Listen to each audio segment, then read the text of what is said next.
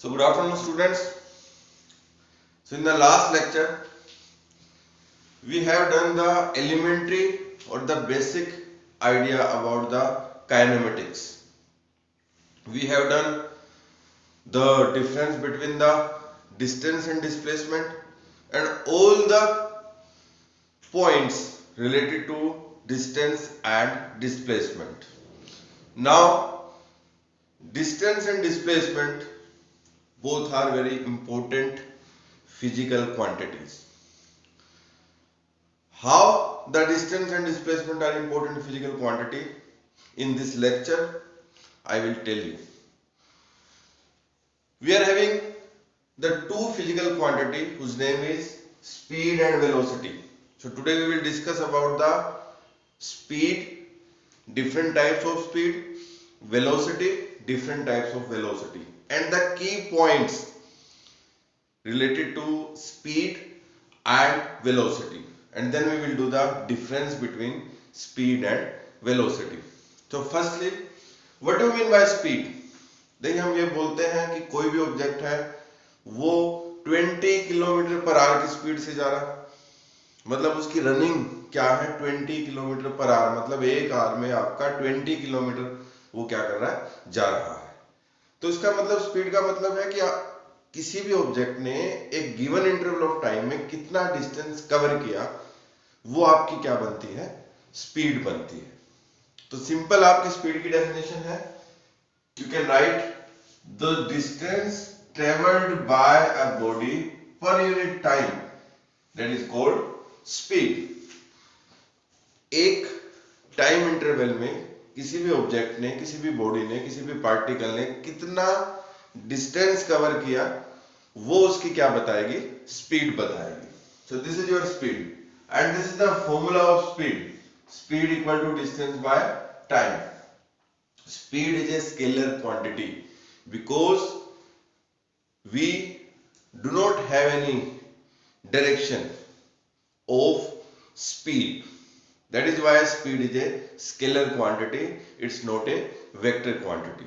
We are having only the magnitude of speed, that is why we can say that it is a scalar quantity. So formula speed equal to distance by time, SI unit is meter per second and CGS unit is centimeter per second, and this is the dimension formula you already know, m0 l1 t minus 1. This is the dimension formula. So this is about speed, definition of speed. So in 11th class, if you write any definition of any physical quantity, then you should firstly write the definition, then write the formula, then the SI unit, okay, and if you know the CGS unit, then you can write CGS unit also, and then write the dimensional formula. This is the complete definition. Now we are having types of speed. So we are having a lot of type of speed. तो यहाँ हम सिर्फ तीन ही type speed की discuss करेंगे, उसके बाद जैसे जैसे चैप्टर आगे होगा वैसे वैसे आपको और भी टाइप स्पीड की पता लगेंगी। फर्स्ट है यूनिफॉर्म स्पीड। देखिए क्या मतलब है यूनिफॉर्म स्पीड का, if a object cover equal distance in equal interval of time, then this speed is called uniform speed. कैसे?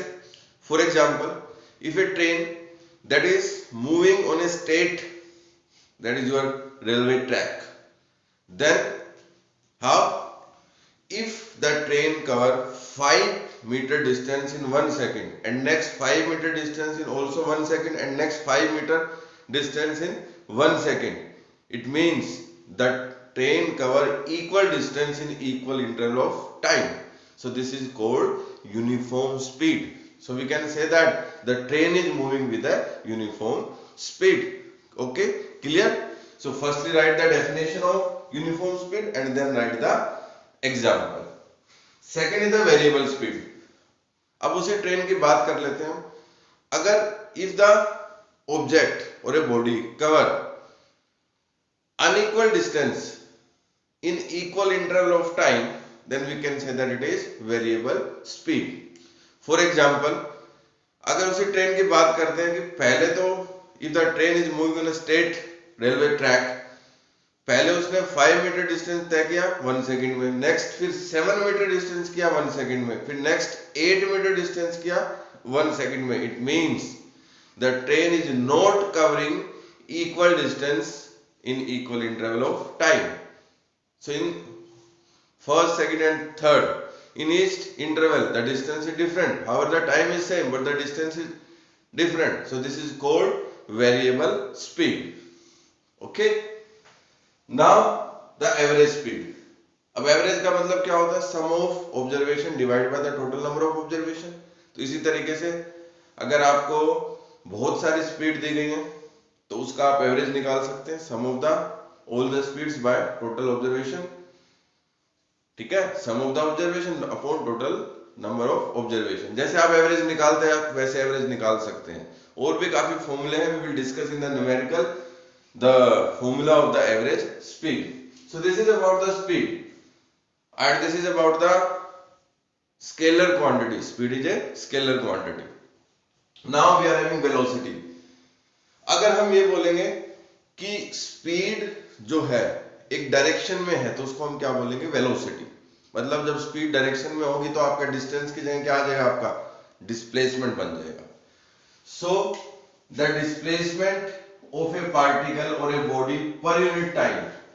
The displacement of a particle और a body per unit time, यानी कितना displacement तय किया कितने time में, पर यूनिट टाइम में, उसको हम क्या बोलेंगे? वेलोसिटी बोलेंगे. अब velocity that is a vector quantity because इसमें क्या आ गया? Displacement. And you know that displacement is a vector quantity, so velocity is also a vector quantity. ठीक है, so this is the formula of velocity. Velocity v equal to displacement by time. SI unit metre per second same speed की तरीके की होगी. CGS unit होगी centimetre per second और dimension formula होगा m0 l1 t-1. जैसे speed थी वैसे भी वेलोसिटी की 3 टाइप्स है: यूनिफॉर्म वेलोसिटी, वेरिएबल वेलोसिटी और average velocity. Uniform velocity, if the object cover equal displacement in equal interval of time then it is called the uniform velocity. The same example you can take the straight track 5 meter in 1 second, next 5 meter in 1 second, next 5 meter in 1 second. It means the train is covering uniform velocity. Now the variable velocity. Variable velocity means if the object or a body cover unequal displacement in equal interval of time then it is called variable velocity. So same example you can take. The train firstly move with in 1 second 5 meter, then cover 5 meter displacement in 1 second, then cover 7 meter displacement in next 1 second, then cover 8 meter displacement in next 1 second. It means in each interval of time the displacement is different. That is why the velocity is also different. This is variable velocity. Now average velocity. Average velocity that's the same, sum of observation divided by total number of observation.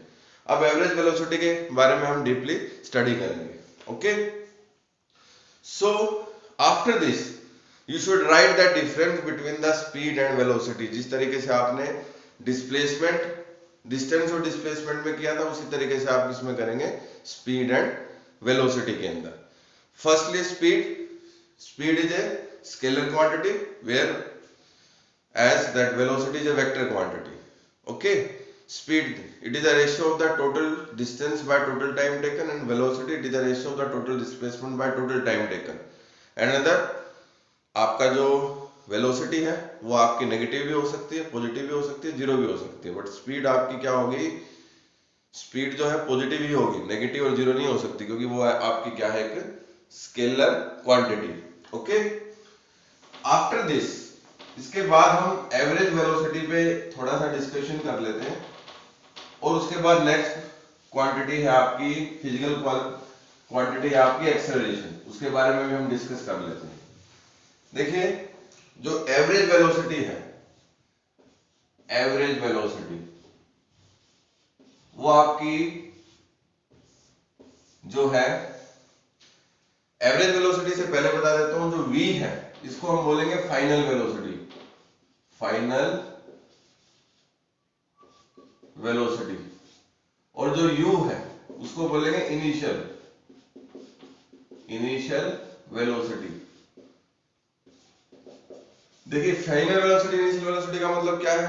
अगर कोई body rest पे है तो उसकी initial velocity कितनी है? 0।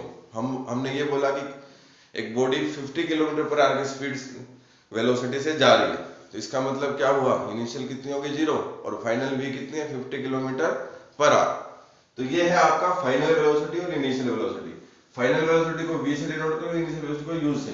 तो average velocity का ये भी फॉर्मूला है, v average equal to v final velocity initial by 2, मतलब the algebraic sum of initial and final velocity, that is called average velocity. ये फॉर्मूला काफी इंपॉर्टेंट है, आगे हम इस फॉर्मूले को करेंगे डीपली। उसके बाद नेक्स्ट फिजिकल क्वांटिटी आती है एक्सेलरेशन। एक्सेलरेशन एक्सेलरेशन क्या होती है? इसको स्मॉल ए से डिनोट करते हैं। ये होती है change in velocity, change in velocity divide by time taken. अब चेंज इन वेलोसिटी क्या होगी? v minus you, final minus initial, और टाइम कितना होगा? t। मतलब एक का फॉर्मूला बन गया क्या आपका? v minus you divide by t। अब इसकी SI यूनिट करें तो SI यूनिट होगी आपकी मीटर पर सेकंड स्क्वायर, और CGS यूनिट क्या होगी आपकी इसकी? सेंटीमीटर पर सेकंड स्क्वायर, और dimension formula m0 L1 t minus 2, ये आपका डायमेंशन फॉर्मूला होगा। तो डेफिनेशन आपको लिखनी है। तो acceleration that is defined as it is the ratio of the change in velocity to the time taken by the body or the particle or the object. Its formula is a equal to change in velocity by time taken, that is v minus u by t, a equal to v minus u by t, and this is the dimension formula m0 L1 t minus 2, and SI unit is meter per second square and CGS unit is centimeter per second square. Okay.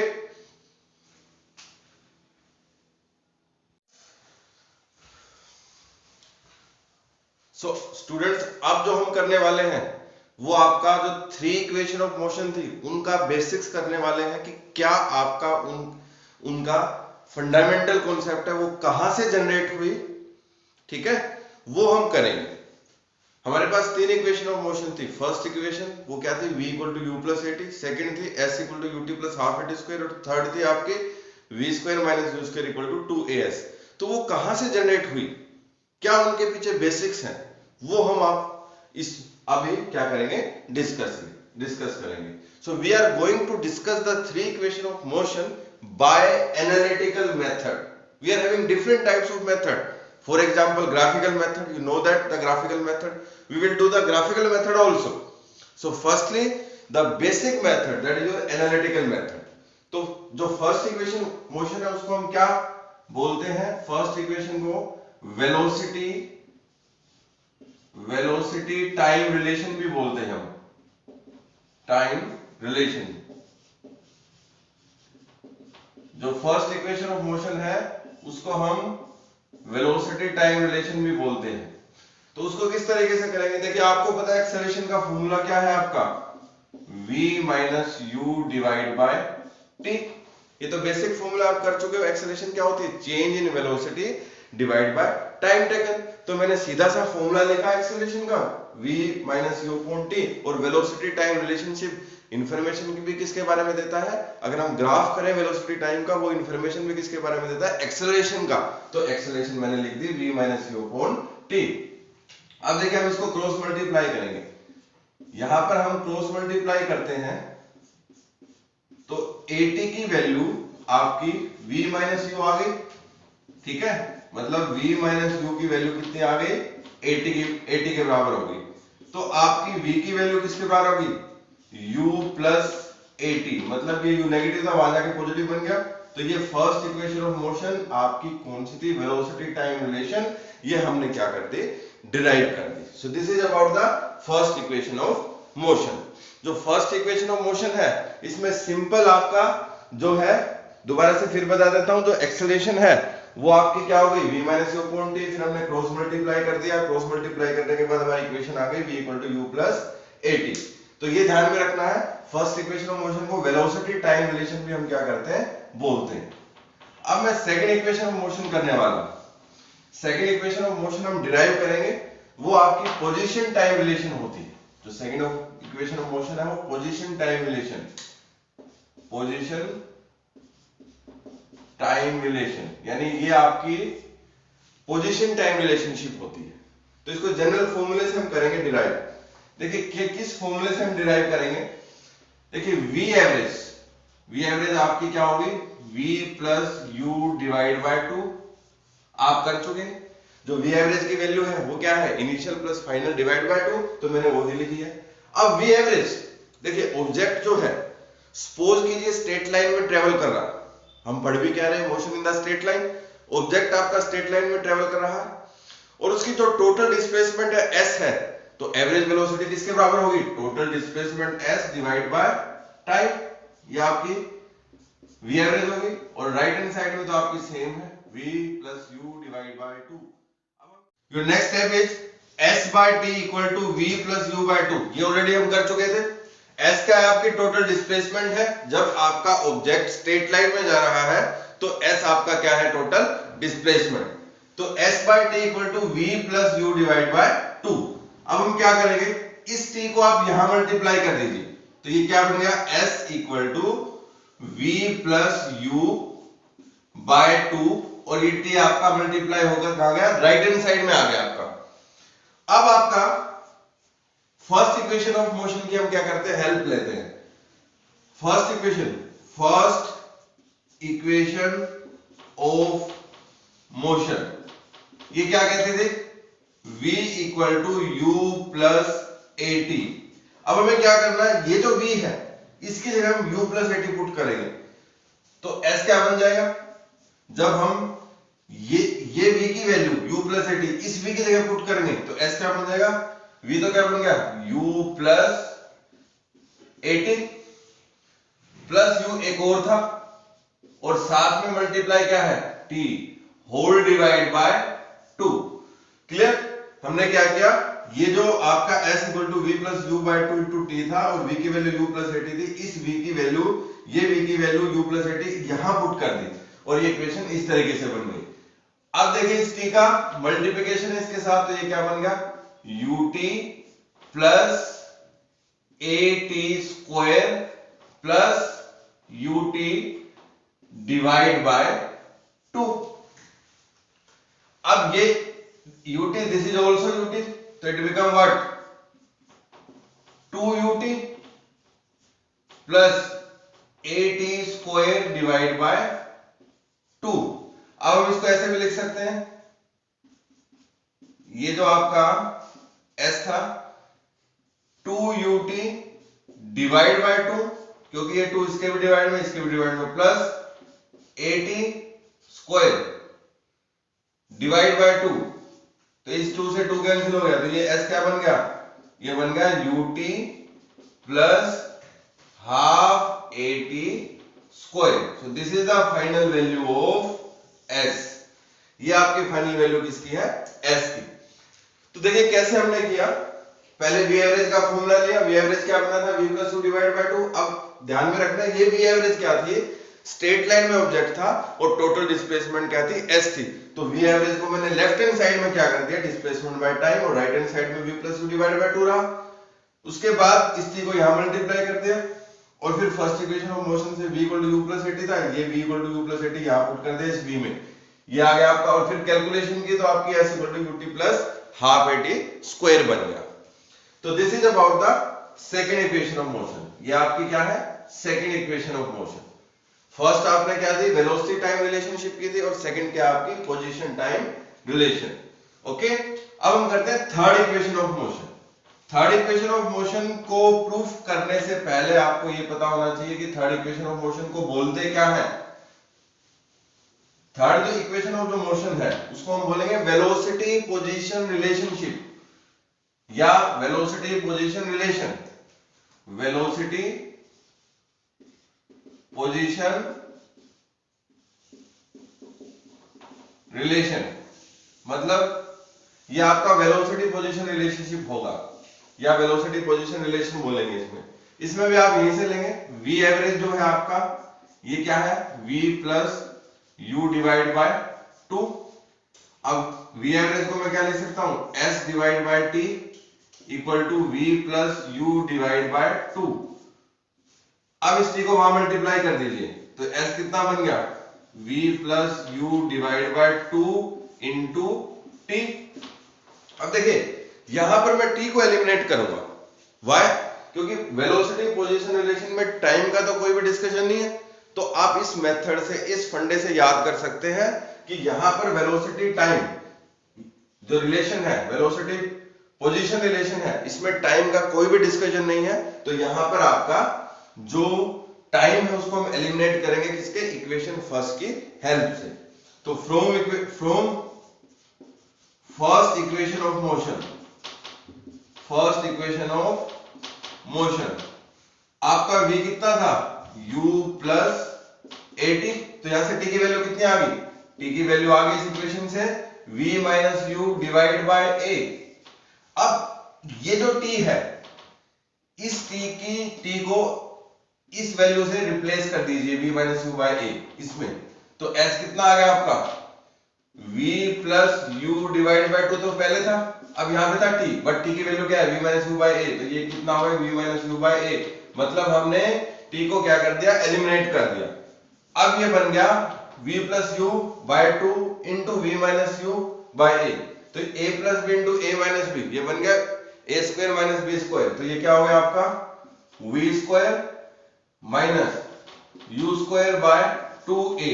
तो ये क्या बन गया, v square minus u square equal to 2as, जिसमें आपकी v final velocity है, u initial velocity है, a आपकी एक्सेलरेशन है और s आपकी क्या है, डिस्प्लेसमेंट, या आप स्ट्रेट लाइन में आप इसको डिस्टेंस भी बोल सकते हैं। तो अब यहां पर देखिए हमने ये मेथड जो था, ये बेसिक मेथड थे इक्वेशन ऑफ मोशन को प्रूफ करने के लिए, कि हमारा मेन जो फंडामेंटल मेथड है वो क्या है, उसको हम बोलते हैं एनालिटिकल मेथड। देखिए एग्जाम में आपका मेथड स्पेसिफाई होगा कि prove the three equation of motion with the help of analytical method और with the help of graphical method, we will do the graphical method also, या कोई एक और भी मेथड है वो भी हम लोग करेंगे। So this is about the three equation of motion. So in the next lecture we will do some numerical based on three equation of motion and the graphical method also. We will prove the three equation of motion by graphical method. कुछ graph का भी हम लोग करेंगे। Okay, thank you.